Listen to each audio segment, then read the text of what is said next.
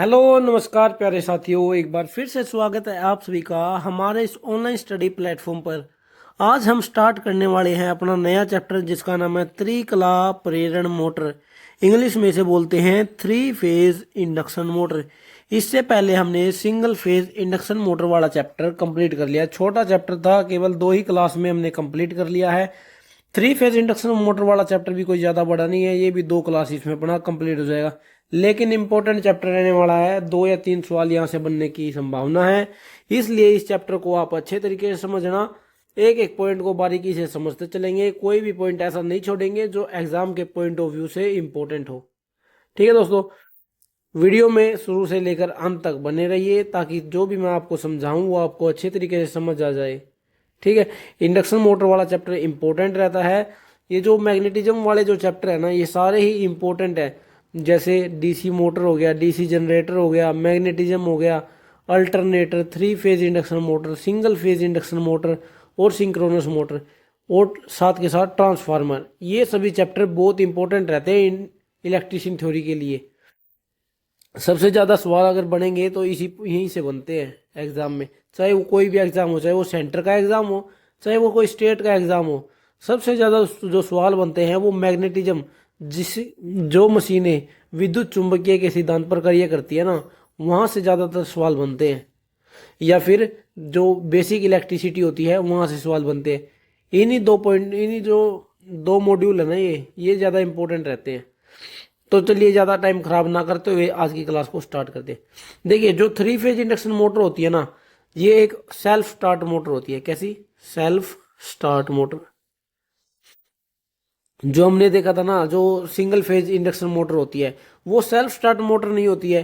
क्यों? क्योंकि उसके द्वारा जो उत्पन्न चुंबकीय क्षेत्र होता है वो पल्सेटिंग प्रकार का होता है, रोटेटिंग मैग्नेटिक फील्ड प्रकार का नहीं होता। लेकिन थ्री फेज इंडक्शन मोटर में क्या होता है, 3 फेज वाइंडिंग की जाती है और तीनों फेजों में क्या है, एक फेज अंतर होता है, यानी कि फेज डिफरेंस होता है, जिसके कारण इसके द्वारा उत्पन्न चुंबकीय क्षेत्र रोटेटिंग प्रकार का होता है।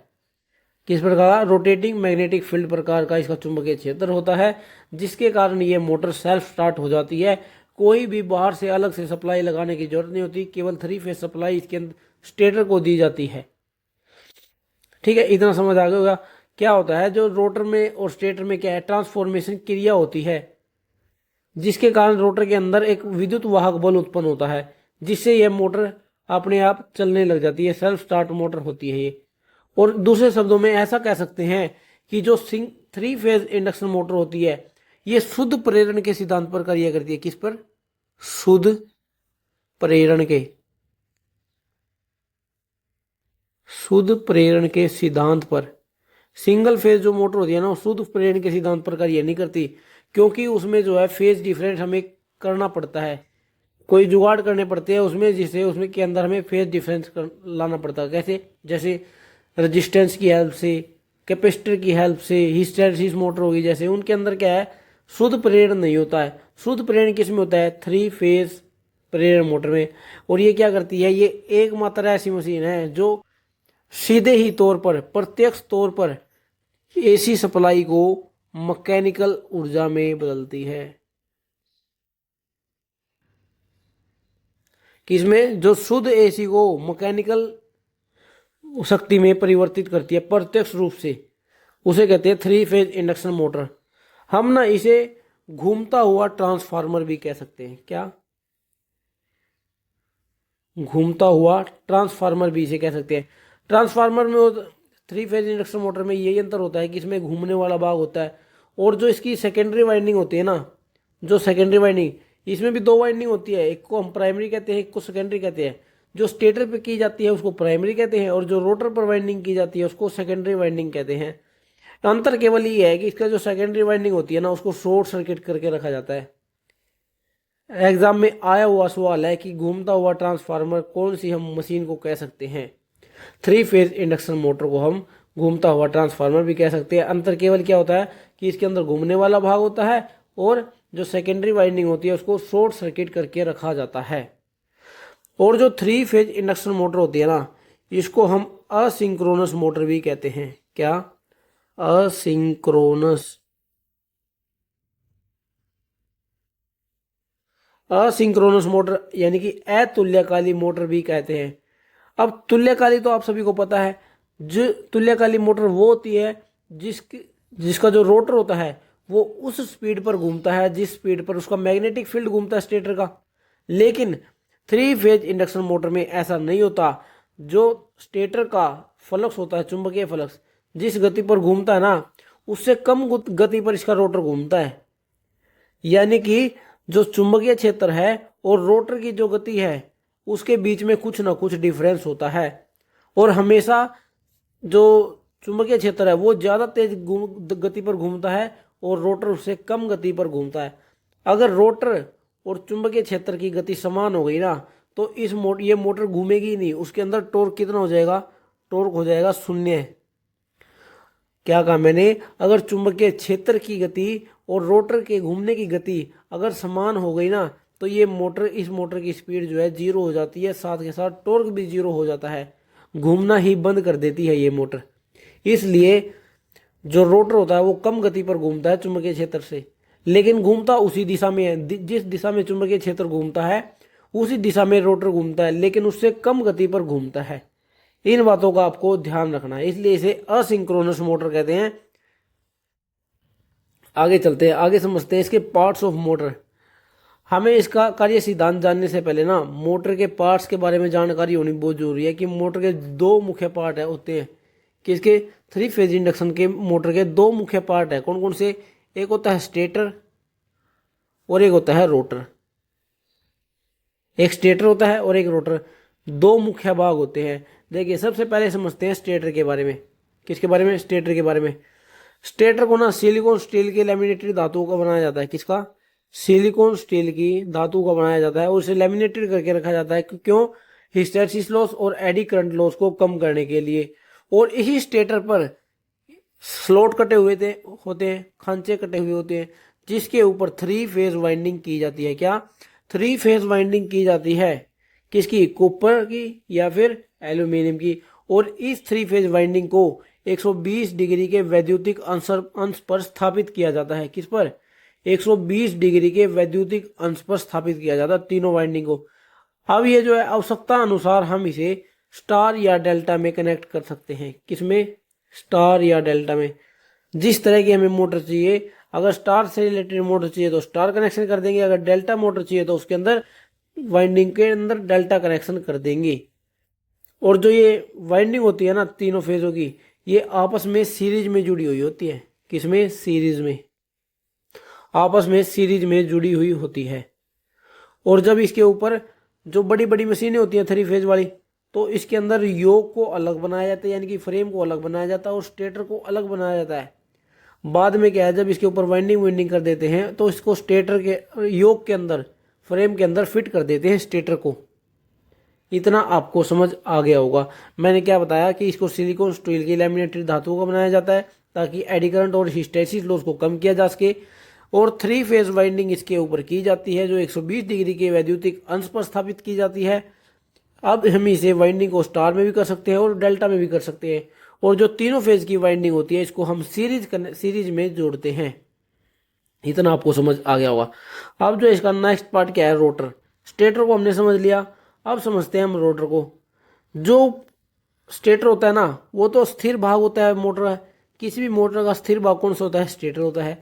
लेकिन जो घूमता हुआ भाग होता है, जो घूमता हुआ रहता है, घूमता रहता है, उसको हम कहते हैं रोटर। किसको? रोटर। और ये किस धातु का बनता है? ये बनता है माइल्ड स्टील का। रोटर बनाया जाता है माइल्ड स्टील की धातु का। ठीक है।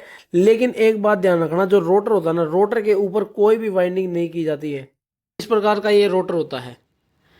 इस रोटर के अंदर ना ये छड़ें लगाई जाती हैं, एल्यूमिनियम की या फिर कॉपर की, ऐसे छड़ी लगाई जाती है, वो भी तिरछे, ताकि मैग्नेटिक लॉकिंग ना हो इसके अंदर। ये तिरछे इसके अंदर बार लगा दिए जाते हैं। ठीक है। और इनको जो है ना, ये साइड में जो रिंग लगी हुई है, ये कॉपर या फिर एल्यूमिनियम उसी धातु की बनाई जाती है जिस धातु की ना ये रोड लगाई जाती है। और इसके द्वारा ये ना शॉर्ट सर्किट रहती है। ये सभी जो इसके अंदर बार लगे हुए हैं, छड़ें लगी हुई हैं, ये आपस में शॉर्ट सर्किट रहती हैं। ठीक है। अगर इनको ना शॉर्ट सर्किट ना किया जाए, अगर ओपन रख दिया जाए तो मोटर ना स्टार्ट नहीं होगी। इस बात का आपको ध्यान रखना है। अगर इसकी जो रोटर की जो बार होती हैं, जो छड़ें होती हैं, अगर इनको ओपन सर्किट कर दिया जाए ना तो मोटर स्टार्ट नहीं होती है। इस बात का आपको ध्यान रखना है। ठीक है। और जो ये रोटर होता है ना, रोटर दो प्रकार का होता है। एक होता है स्क्वायर केज रोटर, एक होता है वाउंड रोटर। स्क्वायर केज क्यों कहते हैं? क्योंकि इसका जो संरचना होती है ना वो गिलहरी के पिंजरे के समान होती है, गिलहरी के पिंजरे के समान, इसलिए इसको स्क्वायर केज रोटर कहा जाता है। और ये जो स्क्वायर केज रोटर होता है ये दो प्रकार के होते हैं। एक होता है single cage rotor, single cage rotor, और एक होता है डबल केज रोटर। अब जो आपके सामने ये जो डायग्राम दिख रहा है ना, ये होता है सिंगल केज रोटर। ये जो आपके सामने डायग्राम दिख रहा है इसको कहते हैं हम सिंगल केज रोटर। इसमें ऐसे छड़ें स्थापित कर दी जाती है और साइड में रिंग लगा दी जाती है कॉपर या फिर एल्यूमिनियम की, जिससे ये शॉर्ट सर्किट रहती है। और इसको कोई सप्लाई नहीं दी जाती रोटर को। सप्लाई किसको दी जाती है? सप्लाई केवल स्टेटर को दी जाती है, वो भी 3 फेज सप्लाई। और जो रोटर होता है, रोटर में केवल शॉर्ट सर्किट करके छड़ें रख दी जाती है। इसको कोई भी बाहरी सप्लाई की आवश्यकता नहीं होती है। ठीक है। ये है सिंगल केज स्क्वायर रोटर। और इनको तिरछा क्यों रखा जाता है बताया मैंने आपको। इनको तिरछा इसलिए रखा जाता है ताकि इसके अंदर मैग्नेटिक लॉकिंग ना हो। मैग्नेटिक लॉकिंग, मैग्नेटिक लॉकिंग ना हो, या फिर चुंबकीय भन बनाहट ना हो।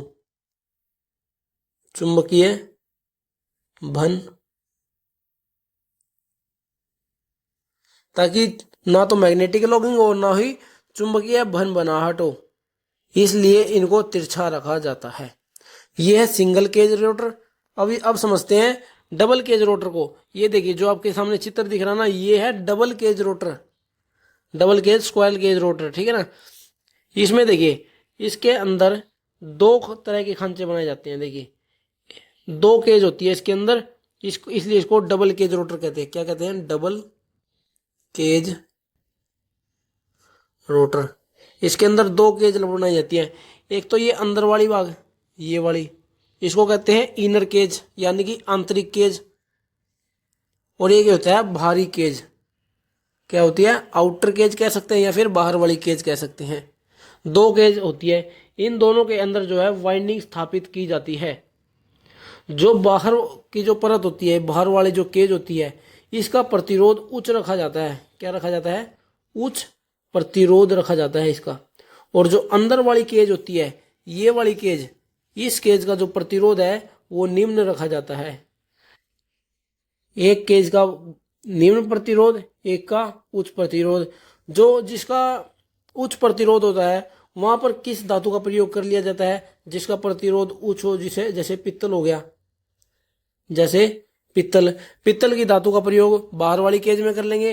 अंदर वाली का प्रतिरोध हमें निम्न रखना है, इसलिए वहां पर हम कॉपर का इस्तेमाल कर लेते हैं। किसका इस्तेमाल करते हैं? कॉपर की धातु का इस्तेमाल करते हैं। इतना आपको समझ आ गया होगा। ये था डबल केज रोटर। अब समझते हैं हम वाउंड रोटर को। देखिए मैंने क्या कहा, यहाँ पर रोटर ना दो प्रकार के होते हैं। रोटर दो प्रकार के होते हैं। एक तो हो गया स्क्वायर केज रोटर। ये जो सिंगल केज और डबल केज है ना, ये स्क्वायर केज के भाग होते हैं। लेकिन एक स्क्वायर केज होता है और एक वाउंड रोटर होता है। और जो 3 फेज इंडक्शन मोटर को क्लासिफिकेशन किया गया है ना, इसका वर्गीकरण जो किया गया है, इन्हीं रोटर के हिसाब से किया गया है। 3 फेज इंडक्शन मोटर दो प्रकार की होती है।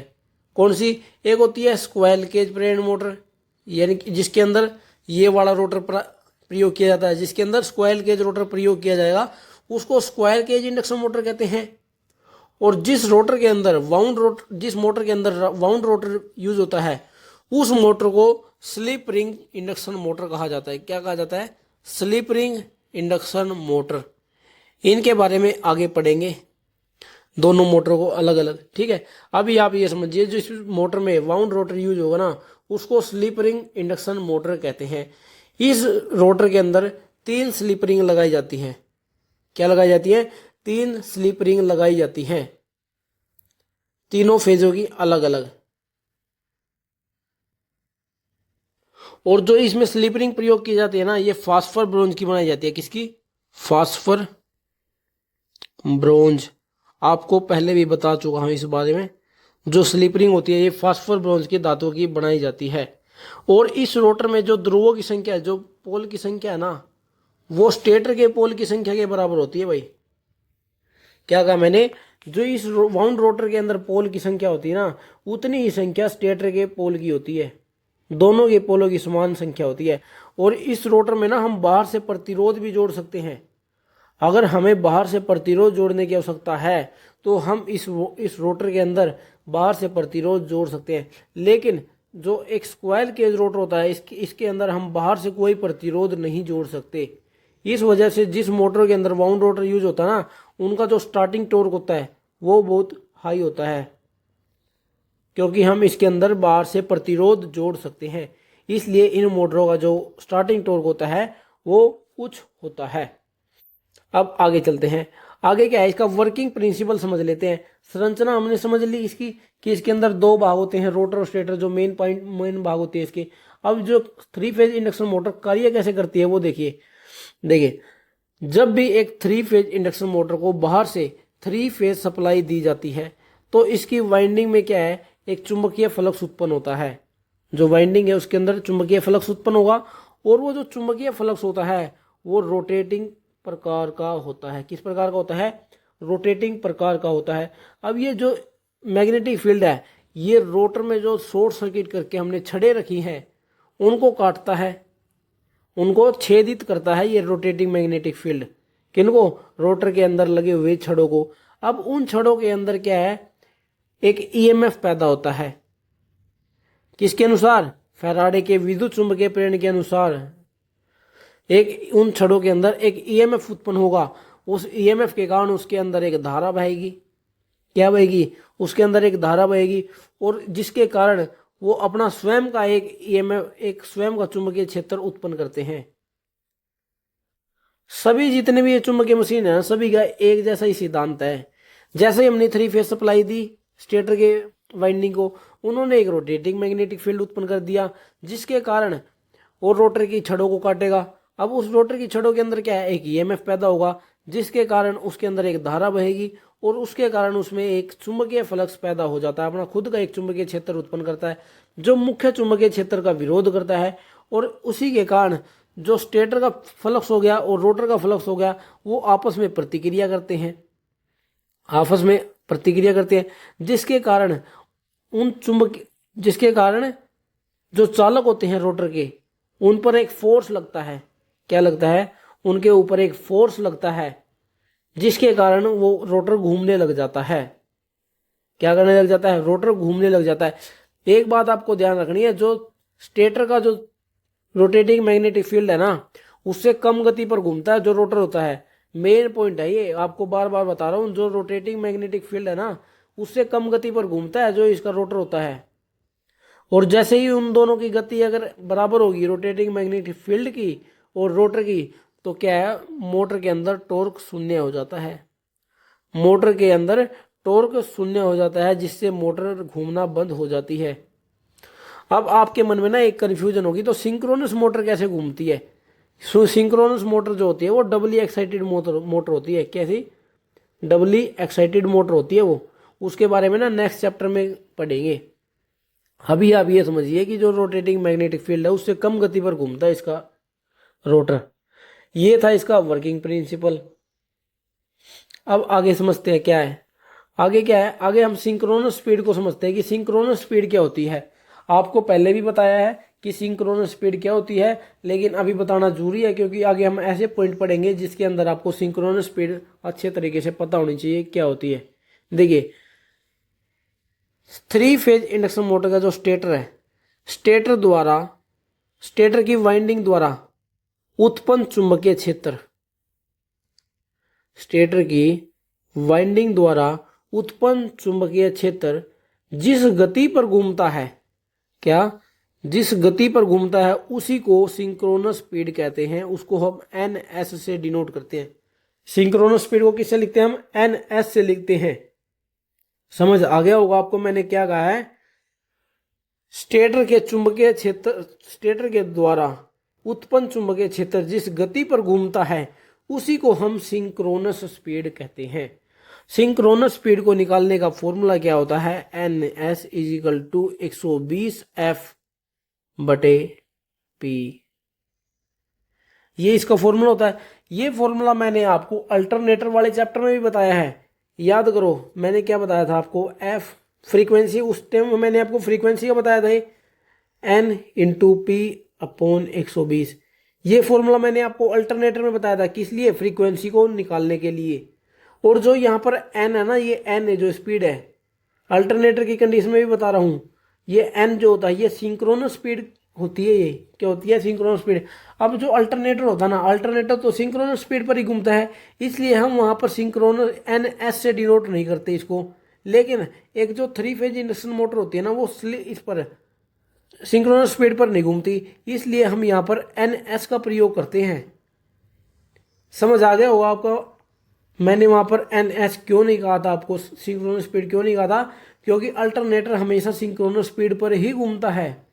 या फिर उसका जो स्लिप वो है ना, जो स्लिप होती है वो ऋणात्मक भी होती है। अभी आपको स्लिप बताऊंगा आगे क्या होता है स्लिप, ठीक है, इंपॉर्टेंट पॉइंट है ये स्लिप वाला भी। अभी आप ये ध्यान रखिए, अगर हमें सिंक्रोनस स्पीड निकालनी है तो उसका फॉर्मूला ये होता है। यहां से हम पोल भी निकाल सकते हैं और फ्रीक्वेंसी भी निकाल सकते हैं इसी फॉर्मूले से। उम्मीद है आप सभी को सिंक्रोनस स्पीड समझ आ गया होगा। यहां पर जो सिंक्रोनस स्पीड है ये फ्रीक्वेंसी पर और पोल की संख्या पर निर्भर करती है। अब समझते हैं रोटर की स्लिप क्या होती है। किसकी, रोटर स्लिप क्या होती है। देखिए मैंने आपको कहा जो रोटर का घूर्णीय क्षेत्र होता है ना, वो सदैव स्टेटर के चुंबकीय क्षेत्र की घूर्णीय दिशा में होती है, लेकिन उसका मान हमेशा कम होता है। किसका, रोटर, जो रोटर होता है, रोटर की जो गति होती है वो हमेशा स्टेटर द्वारा उत्पन्न चुंबकीय क्षेत्र की दिशा में होती घूमता है।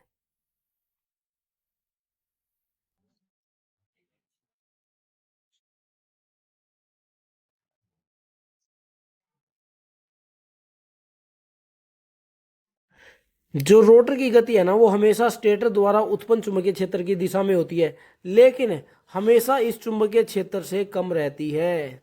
क्या रहती है, कम रहती है। अब स्लिप क्या होती है, स्टेटर के चुंबकीय क्षेत्र और रोटर की जो गति होती है उनके बीच के अंतर को ही हम स्लिप कहते हैं। क्या कहते हैं, रोटर स्लिप कहते हैं।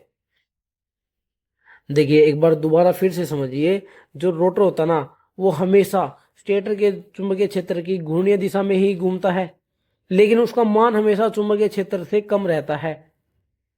ठीक है, अगर इन दोनों का मान हमेशा अगर सेम हो गया ना, तो इसकी गति हो जाएगी शून्य, जिसके कारण इसका जो ईएमएफ है, रोटर के अंदर जो ईएमएफ है ना, इनकी गति अगर समान होगी तो रोटर के अंदर जो ईएमएफ होता है ना वो शून्य हो जाएगा, जिसके कारण उसके अंदर कोई करंट नहीं बहेगी और ना ही वहां पर कोई मैग्नेटिक फील्ड पैदा होगा, जिसके कारण यहाँ पर कोई फोर्स नहीं लगेगा उसके कंडक्टर के ऊपर, इसलिए यहाँ पर गति शून्य हो जाती है।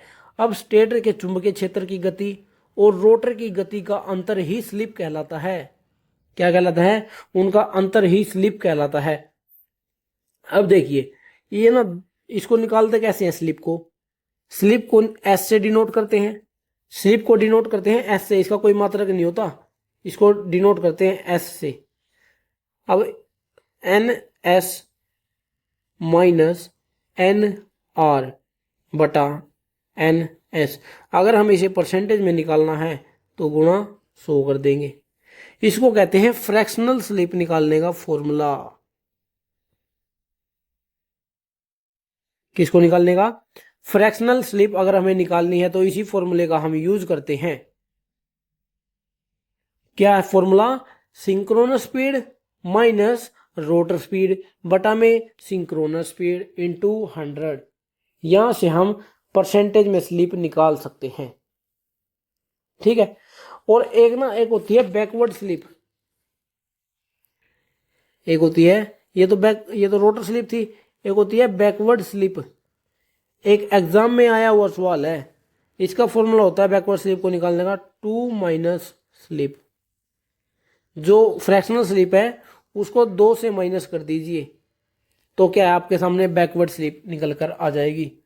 ये शायद डीआरडीओ के एग्जाम में पूछा गया सवाल है, या फिर इसरो के एग्जाम में पूछा, लेकिन आया हुआ सवाल है। ये एग्जाम में क्या है कि जो बैकवर्ड स्लिप है उसको हम कैसे निकाल सकते हैं, 2 माइनस स्लिप, यानी कि 2 में से फ्रैक्शनल स्लिप को अगर हम माइनस कर देंगे तो वहां पर हम बैकवर्ड स्लिप निकाल सकते हैं। बाकी आपको ये फॉर्मूला बहुत अच्छे तरीके से याद रहना चाहिए, ये बहुत इंपॉर्टेंट फॉर्मूला होता है, एग्जाम में आने की संभावना है यहाँ से सवाल। Synchronous speed minus rotor speed बटा में सिंक्रोनस स्पीड इंटू 100, यहाँ से हम फ्रैक्शनल स्लिप निकाल सकते हैं। और जो आमतौर पर जो मोटरें होती है ना, जो सामान्यतः जो मोटर यूज होती है, उनके अंदर स्लिप का मान 2 से 5% रहता है। कितना रहता है? 2% से 5% के बीच में ही स्लिप का मान रहता है। स्लिप आपको समझ आ गई होगी, स्टेटर की गति, स्टेटर के चुंबकीय क्षेत्र की गति और रोटर की गति के बीच के अंतर को स्लिप कहते हैं। यानी कि ज्यादा कम नहीं होती है, स्टेटर के जो चुंबकीय क्षेत्र है ना उससे ज्यादा कम नहीं होती है, केवल 2 से 5% ही कम होती है रोटर की स्पीड, लेकिन कम जरूर होती है। इसी को स्लिप डिनोट करती है। कोई मुश्किल टॉपिक है नहीं स्लिप का, आसान सा है बस। अब आगे हम समझते हैं रोटर की फ्रीक्वेंसी निकालने। रोटर की फ्रीक्वेंसी क्या होती है? सबसे पहले तो ये समझिए, रोटर में एक ईएमएफ उत्पन्न होता है, उस ईएमएफ के अंदर एक फ्रीक्वेंसी होगी, क्योंकि वो जो ईएमएफ होता है वो एसी प्रकार का होता है, एसी प्रकार का होता है। अब उसकी कुछ ना कुछ तो फ्रीक्वेंसी होती है, उस फ्रीक्वेंसी को निकालने के लिए हम उसको हम रोटर फ्रीक्वेंसी कहते हैं। आप कहेंगे अल्टरनेटर की में तो आपने बता दिया था फ्रीक्वेंसी क्या होती है, N इंटू पी अपॉन 120 हो गया, क्योंकि अल्टरनेटर के रोटर के अंदर भी तो एक ईएमएफ पैदा हुआ है और उसी वो ईएमएफ एसी प्रकार का, उसकी फ्रीक्वेंसी तो हमने N इंटू पी करके निकाल ली थी। तो यहाँ पर क्या हम रोटर की फ्रीक्वेंसी को भी इसी तरीके से निकाल सकते हैं? बिल्कुल नहीं, इसको हम ऐसे नहीं निकाल सकते। क्यों नहीं निकाल सकते? क्योंकि यहाँ पर जो स्पीड है ना, ये सिंक्रोनस स्पीड है। क्या है यहाँ पर? ये सिंक्रोनस स्पीड है और अल्टरनेटर हमेशा सिंक्रोनस स्पीड पर घूमता है, इसलिए हम वहां पर इस फॉर्मूले का यूज करते हैं। लेकिन एक 3 phase induction motor synchronous speed पर नहीं घूमती, इसलिए हम इस फॉर्मूले का प्रयोग यहाँ पर नहीं कर सकते। फिर हम किस तरीके से निकालेंगे? इसको निकाले जाएंगे, देखिए एफ आर से इसे लिखेंगे, रोटर की frequency is equal to slip into supply frequency. कैसे निकालेंगे? Slip into frequency, supply frequency. अब अल्टरनेटर के अंदर कोई सप्लाई फ्रीक्वेंसी भी नहीं होती है, इसलिए हम इस फॉर्मूले का प्रयोग करते हैं। 2 बातें ध्यान रखनी है, इस फॉर्मूले का हम प्रयोग इसलिए नहीं करते क्योंकि यहाँ पर रोटर, यहाँ पर सिंक्रोनस स्पीड का बात हो रही है और एक अल्टरनेटर के अंदर हम सप्लाई फ्रीक्वेंसी नहीं देते। लेकिन एक जब मोटर के बारे में हम बात करते हैं तो वहां पर हम स्लिप भी निकालते हैं और सप्लाई फ्रीक्वेंसी तो वहां पर दी ही हुई होती है। तो अगर हमें रोटर फ्रीक्वेंसी निकालनी है एक मोटर के अंदर, 3 फेज इंडक्शन मोटर के अंदर, तो हम इस फॉर्मूले का प्रयोग करते हैं। बहुत ही ज्यादा इंपॉर्टेंट फॉर्मूले हैं दोनों, एक तो ये वाला स्लिप निकालने वाला और एक ये रोटर की फ्रीक्वेंसी निकालने वाला। दोनों फॉर्मूले बहुत ही अच्छी तरीके से आपको याद रखने हैं, बहुत ही ज्यादा इंपॉर्टेंट फॉर्मूले रहते हैं ये। ठीक है, अब आगे चलते हैं। आगे हम समझते हैं टॉर्क इक्वेशन को। किसको? टॉर्क इक्वेशन को। देखिए, जो टॉर्क होता है ना मोटर का, जो रोटर टॉर्क होता है उसको टी से डिनोट करते हैं, इस तरीके से डिनोट करते हैं। और जो ये फाई, कौन सा फाई? स्टेटर का फाई, यानी कि स्टेटर के द्वारा उत्पन्न फ्लक्स गुणा में I2, यानी कि रोटर के अंदर बहने वाला करंट, और कोस फाई। इसके तो क्या होता है, इसकी ये समानुपाती होता है। जो टॉर्क होता है वो समानुपाती होता है स्टेटर के फ्लक्स के, रोटर के करंट के, इंटू कोस फाई, यानी कि पावर फैक्टर के। इस पर निर्भर करता है। ये जो पावर फैक्टर होता है ना, इसको भी हम कोस फाई 2 लिख देते हैं, क्योंकि ये रोटर के पावर फैक्टर पर डिपेंड करता है। किस पर? रोटर के पावर फैक्टर पर डिपेंड करता है। स्टेटर के तो फ्लक्स पर और रोटर की करंट पर और रोटर के पावर फैक्टर पर डिपेंड करता है टॉर्क।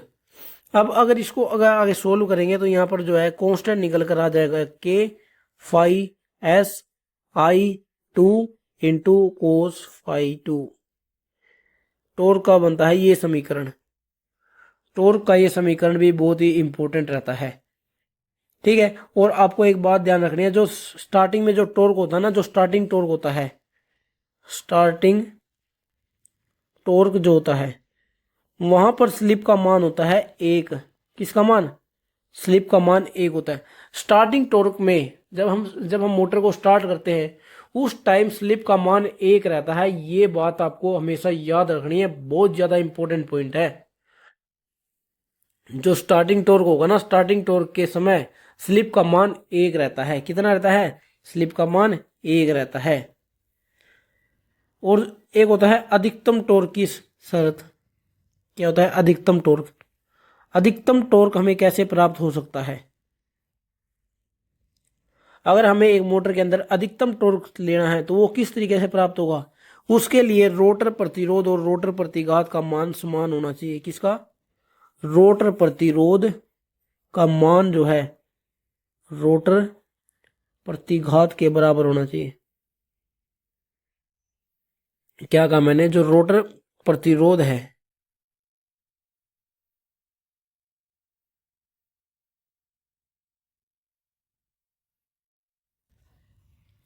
जो रोटर प्रतिरोध है ना, रोटर प्रतिरोध का मान होना चाहिए रोटर प्रतिघात के बराबर। रोटर प्रतिरोध का मान रोटर प्रतिघात के बराबर अगर हो गया तो हमें वहां पर अधिकतम टॉर्क मिल जाता है। क्या मिल जाता है? अधिकतम टॉर्क मिल जाता है। अगर स्टार्टिंग की बात करें ना, किसकी? स्टार्टिंग की।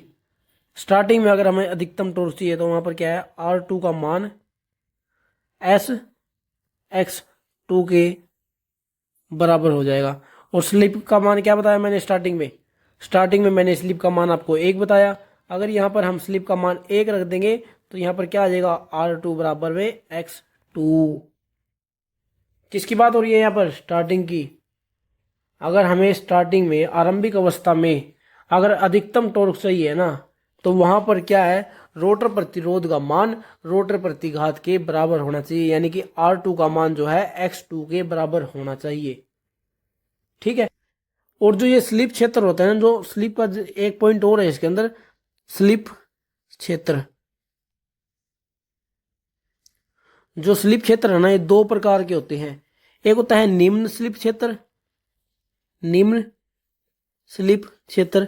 एक होता है उच्च स्लिप क्षेत्र, यानी कि एक ऐसा क्षेत्र है जहां पर स्लिप का मान कम रहेगा, एक ऐसा क्षेत्र है जहां पर स्लिप का मान अधिक रहता है। जहां पर निम्न स्लिप क्षेत्र होता है ना, वो स्थायी क्षेत्र कहलाता है। थोड़े कंफ्यूजिंग वाले पॉइंट है, लेकिन अगर आप इसको ध्यान से समझोगे तो अच्छी तरीके से समझ आ जाएगा। क्या कहा मैंने? जो निम्न स्लिप वाला क्षेत्र होता है ना, उसको स्थायी क्षेत्र कहते हैं। और जो उच्च स्लिप वाला क्षेत्र होता है उसको हम अस्थायी क्षेत्र कहते हैं। उसको कहते हैं अस्थायी क्षेत्र। जो जिसमें निम्न स्लिप क्षेत्र होता है ना, वहां पर तो टॉर्क का मान स्लिप के समान रहता है। जो उच्च स्लिप क्षेत्र होता है वहां पर स्लिप का मान टॉर्क के व्युत्क्रमानुपाती होता है। बहुत ही ज्यादा इंपॉर्टेंट पॉइंट है। जो इस चैप्टर में पढ़ने वाले पॉइंट है ना, वो बहुत इंपॉर्टेंट पॉइंट होते हैं। ठीक है। एक एक पॉइंट को बारीकी से समझना पड़ता है, सवाल का पता नहीं चलता कहाँ से आ जाए। सभी पॉइंट इंपॉर्टेंट रहते हैं, एग्जाम में सभी जगह से सवाल आए हुए हैं।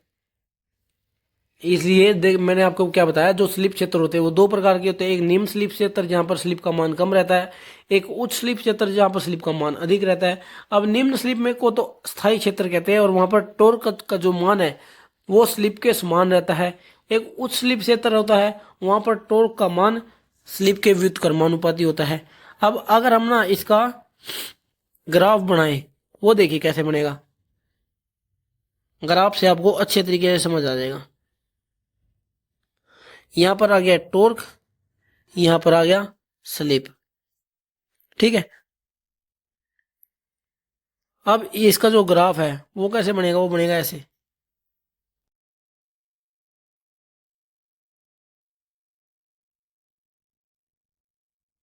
इस तरीके से देखिए, जब अधिकतम बलागुरण होगा, यहां पर क्या है? ये मैक्सिमम टॉर्क हो गया। क्या हो गया? मैक्सिमम टॉर्क हो गया। तो यहां पर जो है एस हो जाएगा।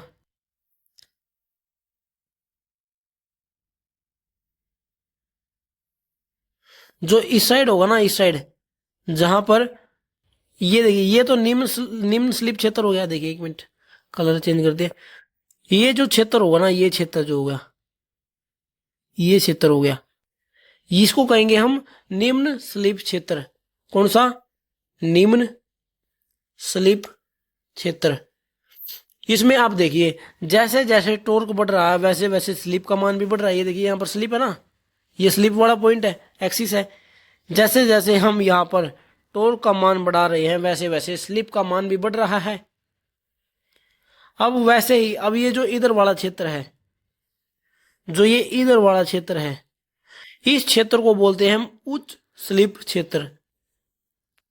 उच्च स्लिप क्षेत्र। इसमें मैंने आपको क्या बताया, अगर टॉर्क और स्लिप एक दूसरे के व्युत्क्रमानुपाती है, अगर हम स्लिप को बढ़ाएंगे तो टॉर्क का मान कम होगा। हम जैसे ही यहाँ पर स्लिप का मान बढ़ा रहे हैं तो क्या है, टॉर्क का मान कम हो रहा है। टॉर्क का मान कम हो रहा है या नहीं हो रहा? बिल्कुल हो रहा है, टॉर्क का मान कम हो रहा है। यहां पर स्लिप का मान होगा 0 और यहां पर स्लिप का मान होगा 1। ठीक है, इस ग्राफ से आपको अच्छे तरीके से समझ आ गया निम्न स्लिप क्षेत्र और उच्च स्लिप क्षेत्र। इस ग्राफ को अगर आपने अपने दिमाग में बिठा लिया तो क्या है, इस पॉइंटों को, इन पॉइंटों को समझना आपके लिए बहुत ही ज्यादा आसान होगा। क्यों? क्योंकि मैंने आपको बताया इस पॉइंट से पहले तक, कौन से? इस पॉइंट से पहले तक तो यहां पर निम्न स्लिप क्षेत्र होगा और इस पॉइंट के बाद उच्च स्लिप क्षेत्र होगा। निम्न स्लिप क्षेत्र टॉर्क समानुपाती स्लिप के। जैसे जैसे स्लिप का मान बढ़ रहा, टॉर्क का मान बढ़ गया। यहां पर उच्च स्लिप क्षेत्र टॉर्क व्युत्क्रमानुपाती एक स्लिप के। जैसे जैसे स्लिप का मान बढ़ाया, टॉर्क कम हो गया। बिल्कुल, इसे आप अच्छी तरीके से समझ सकते हैं। तो दोस्तों, आज की क्लास में पढ़ते हैं इतना ही। जो नेक्स्ट पार्ट है, नेक्स्ट पार्ट में हम इस चैप्टर को कंप्लीट करने की कोशिश करेंगे। कोई ज़्यादा बड़ा चैप्टर नहीं है, लेकिन इम्पोर्टेंट चैप्टर है। मुश्किल नहीं है, लेकिन मुश्किल तो है लेकिन थोड़ा इम्पोर्टेंट भी है। याद रखना पड़ेगा आपको इसको। ठीक है, थोड़ा एक आधे पॉइंटों में आपको गड़बड़ लग सकती है, थोड़ा मतलब समझने में थोड़ी दिक्कत आ सकती है, लेकिन समझना बहुत जरूरी है। दोस्तों, आज की क्लास में करते ही इतना ही। मिलते हैं नेक्स्ट क्लास में।